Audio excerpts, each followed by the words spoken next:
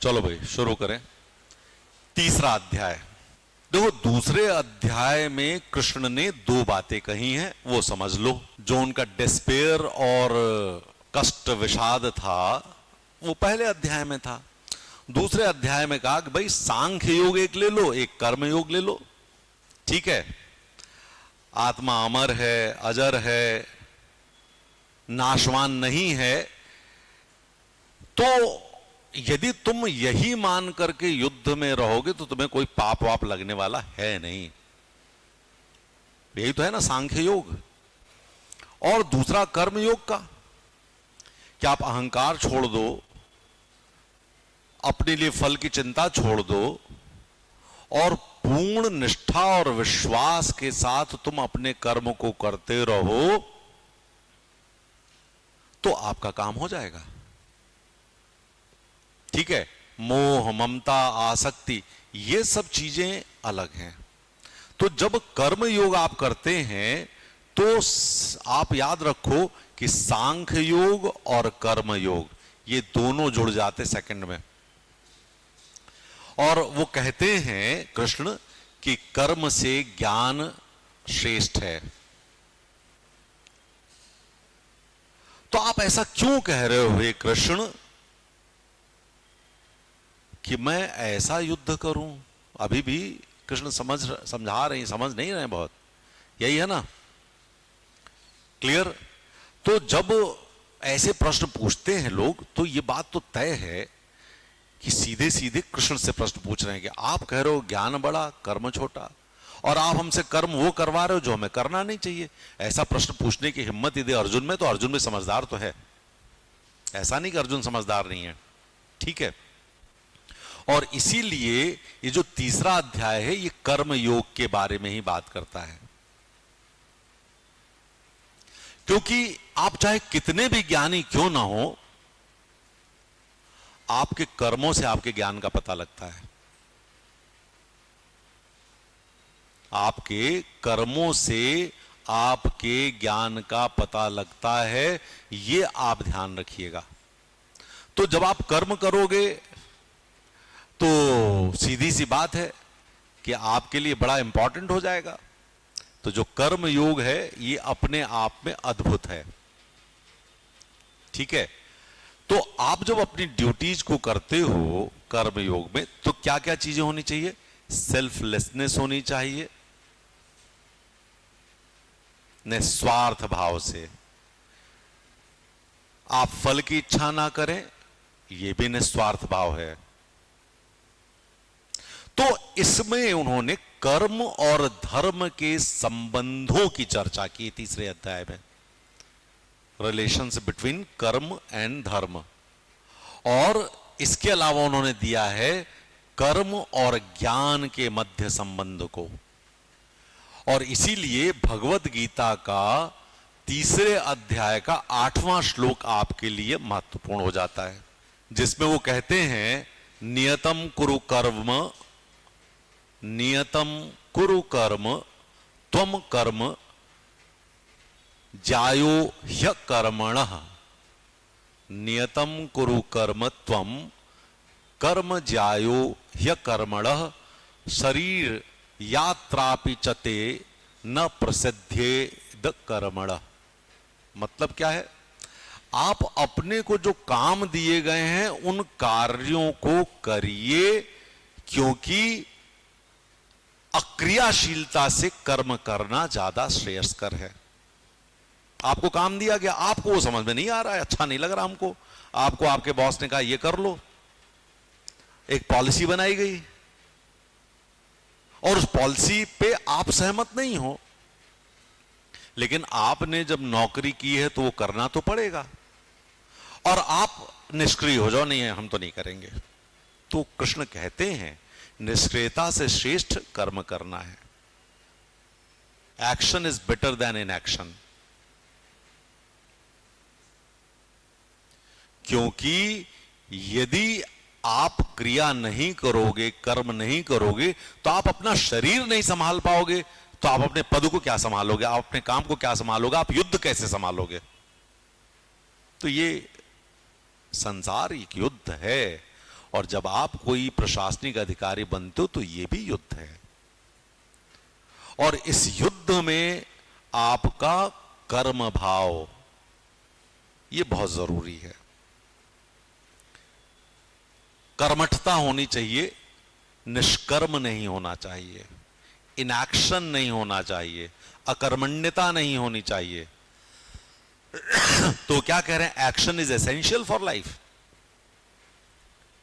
जीवन के लिए कर्म आवश्यक हैं, तो ये कर्म तो करो तुम।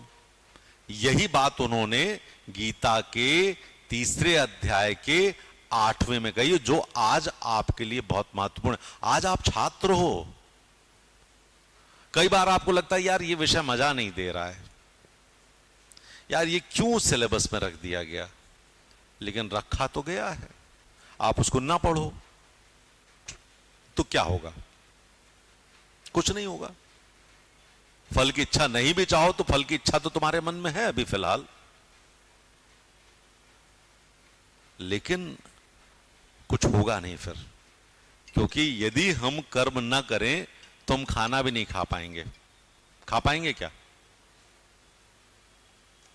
किसान खेती से मना कर दे, जवान लड़ने से मना कर दे, वैज्ञानिक अनुसंधान से मना कर दे, छात्र पढ़ने से मना कर दे, मां खाना देने से मना कर दे, बाप कमाने से मना कर दे, और राजनेता नीति बनाने से मना कर दे, और प्रशासनिक अधिकारी प्रशासनिक क्षेत्रों से विरक्ति भाव हो जाए, तो क्या ये संसार चलेगा?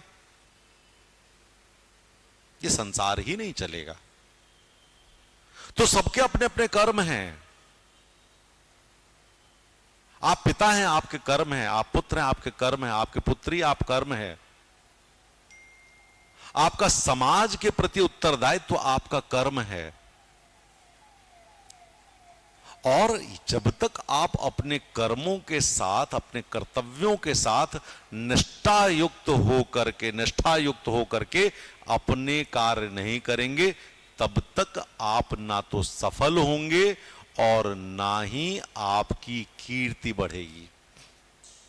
ये सब चीजें हैं, और इसीलिए उन्होंने कहा है एक्शन एक्शन एक्शन। ठीक है, और ये एक्शन कैसा होना चाहिए, ये बात उन्होंने 3.9 में कह दी। किसमें कह दी? 3.9 में। अगला ही उसका 3.9 है। वो कहते हैं निष्काम कर्म होना चाहिए, सेल्फलेस एक्शन होना चाहिए, निष्काम कर्म। क्या लिख रहे हैं?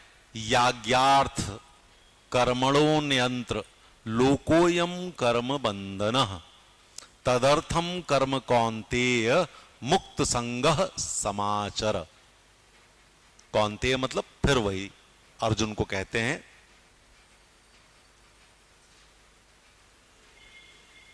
बहुत बढ़िया बात कह रहे हैं इस कर्म योग में वो। और क्या कह रहे हैं? वो कह रहे हैं जब आप कर्म करते हो तो आप अपने देवता का यज्ञ कर रहे हो। आपके लिए आपका कर्म ही यज्ञ है। समझ गए कि नहीं समझ गए? आपके लिए आपका कर्म ही यज्ञ है, क्योंकि जो आपका काम है वो तो इस संसार के साथ बंधन की तरह से महसूस होता है। यार ये काम करना, हमको तो बंधन महसूस होता नहीं होता। सवेरे सवेरे 8 बजे उठ करके पहुंचना है, शाम को घर पहुंचना है, सो जाना है, सवेरे फिर उठ के आना है। तो जब आप काम को बंधन की तरह देख ले तो गड़बड़ करता है। और इसलिए जब आप कर्म करो तो ये सोच के करो कि ऊपर वाला आपके कर्म से संतुष्ट हो रहा है तो आपका कर्म है। आप कर्म अपने लिए मत करो। Your action must satisfy him, the God. तो आपके कर्म उसके लिए, आपके अपने लिए वो कर्म नहीं है। इसलिए निष्काम भाव होगा, और जिस समय ये होगा तो आप किसी भी प्रकार के बंधनों में आबद्ध नहीं रहेंगे। You will be free from all the bondages. ये बॉन्डेज फ्री लाइफ के लिए है। तो जब आप कर्म करते हो तो आप एक बड़े उद्देश्य के लिए काम करते हो, जो ईश्वर के प्रति यज्ञ निष्ठा से किया गया काम है। You are performing your work as yajna for the satisfaction of the supreme power. और इसीलिए उन्होंने कर्म और धर्म का संबंध बताया। किसका संबंध बताया? कर्म और धर्म का। ये उन्होंने श्लोक नंबर 35 में दिया है, तीसरे अध्याय के। श्रेयान स्वधर्मो विगुणः, श्रेयान स्वधर्मो विगुणः पर धर्मात् स्वनुत्थितात् स्वधर्मे निधनम श्रेयः पर धर्मो भयावह। ये याद रखिएगा, ये बहुत कोटेड वर्जन है, बहुत ज्यादा कोट किया गया है कि अपने धर्म में निधन श्रेष्ठ है, बजाय दूसरे के धर्म में रहना वो भयावह होता है। तो तुम्हारा धर्म क्या है? जो काम करने आए हो वो करो, यही तुम्हारा धर्म है, और नहीं तो दूसरे में बढ़े रहोगे। यहां जो लड़कियां बैठी हैं, अभी आज अपना धर्म पूरा कर लो, तो आगे चल के आप दूसरे के अधीन नहीं रहोगे, दूसरा आपके अधीन रहेगा। और लड़कों के साथ भी यही है। और जब आप नौकरी करते हो, व्यवसाय करते हो, युद्ध करते हो, जो कुछ भी करते हो, तो आप अपने धर्म के लिए करते हैं। आप अपने धर्म को पूरा करिए, अपनी ड्यूटीज को पूरा करिए। धर्म का मतलब ड्यूटीज होता है, ये हम बता चुके हैं आपको। अपने कर्तव्यों को पूरा करिए, अपने धर्म को पूरा करिए, ना कि दूसरे के धर्म को आप बहुत अच्छे से करिए। ना ना, आप अपने कर्मों को करिए, अपने धर्म को करिए, ठीक है। तो ये बेसिकली रोल स्पेसिफिसिटी बोल रहे हैं। आपका जो अपनी भूमिका है आप उसको करिए, प्रकार्यात्मक विशिष्टता है ये, रोल स्पेसिफिसिटी है। आप अपने काम को अच्छे से करिए, दूसरे के काम को अच्छे से करना आपका काम नहीं है। आप अपना काम करिए, न दूसरे में ज्यादा हस्तक्षेप करिए और न ये करिए कि हम दूसरे काम खुद करेंगे और ज्यादा अच्छे से करेंगे। नहीं, आप अपना काम करिए। तुम्हारा काम अर्जुन युद्ध लड़ना है, ज्ञान देना नहीं है। ज्ञान देने काम हम कर रहे हैं ना, युद्ध लड़ो तुम, यही कह रहे हैं ना। तो ये बात जब कुंती पूछते भाई सर्वश्रेष्ठ क्या है, तो कहते आओ लड़ो। तो ये उन्होंने कहा कि नहीं कहा? तो ये जब वो कहते हैं तो बहुत इंपॉर्टेंट होता है। और इसी तरह से उन्होंने गीता के तीसरे अध्याय के 21वें श्लोक में कहा है एथिकल लीडरशिप के बारे में, नैतिक नेतृत्व के बारे में, कि आप एथिकल एग्जाम्पल सेट करो लोगों के सामने, नैतिक उदाहरण दो अपना। उन्होंने लिखा है यद्य दाचरित श्रेष्ठस्त तो देवरो जनः सयत प्रमाणम कुरुते लोकस्तद्दुन्वर्तते। मतलब जब भी आप कुछ अच्छा करते हैं तो दूसरे उसका पालन करते हैं, दूसरे उसको इमिटेट करते हैं। करते हैं ना, इमिटेट मतलब नकल करते हैं उसकी। और जब आप एक उदाहरण स्थापित करते हो तो पूरा विश्व उसका अनुसरण करता है। तो आप जब भी कोई काम करो तो उदाहरण स्थापित कर दो। आप देखो जितने लोगों को आप देखते हो, जितने बड़े बड़े लोग हैं, उन्होंने उदाहरण दिए हैं अपनी जिंदगी के। बाबा साहब भीमराव अंबेडकर गरीबी में, अस्पृश्यता के युग में जन्म लिया और he is leading by example. है ऐसा कि नहीं है?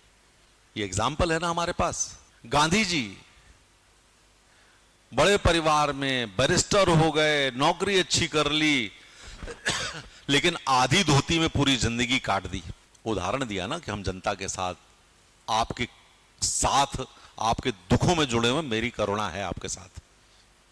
यही है ना गांधी जी का एग्जाम्पल है, सेट है एग्जाम्पल। रामकृष्ण परमहंस एक एग्जाम्पल है हमारे लिए। वो पैसे को हाथ नहीं लगाते थे। ऐसी कहानी मैंने पढ़ी है या सुनी है कि विवेकानंद ने एक बार क्या कर दिया, उनके गद्दे के नीचे एक सिक्का रख दिया, और जब स्वामी रामतीर्थ उस पर बैठे तो उछल के गिर गए, जैसे करंट लग गया उनको। तो उन्होंने कहा नहीं, ये हमारे लिए नहीं है। तो सोचो ये लोग कैसे लिखते जिनको इस मटीरियलिज्म से कोई मतलब ही नहीं था, सिर्फ भक्ति करनी है। मीरा एग्जाम्पल सेट किया उन्होंने प्रेम का, राधा एग्जाम्पल सेट किया प्रेम का। किया कि नहीं सेट किया? लैला मजनू मत ले आना, हाँ नहीं तो तुमको ये सब ये भी हमें सेट करना है। तो ये जब आप अपने कामों को करते हैं तो आप रोल मॉडल बनते हैं। तो be a role model, do your work in an exemplary manner. अपने काम को असाधारण रूप से करो, अद्भुत रूप से करो, श्रेष्ठतम रूप से करो, एग्जेम्पलरली करो, तो आप बेहतर करोगे। ये बात है जो समाज में नैतिकता भी लाएगा। क्योंकि जब किसी को आप देखते हो ना कौन अच्छा कर रहा है, तो उसकी तरह तो आप बनना चाहते हो, ठीक है। और उन्होंने इसके साथ ही कर्मयोग में द लॉ ऑफ इंटरडिपेंडेंस दिया, लॉ ऑफ साइक्लिकल इंटरडिपेंडेंस, चक्रीय अंतरनिर्भरता का सिद्धांत दिया उन्होंने कर्मयोग में। अन्ना भद्वंति भूतानि पर्जन्यादन्न संभवः, यज्ञा भवति पर्जन्यो यज्ञः कर्म समुद्भवः। क्या बात कह रहे हैं यार, ये कितनी शानदार बात है। अन्ना भद्वंति भूतानि पर्जन्यादन्न संभवः, यज्ञाद भवति पर्जन्यो यज्ञः कर्म समुद्भवः। क्या कह रहे हैं?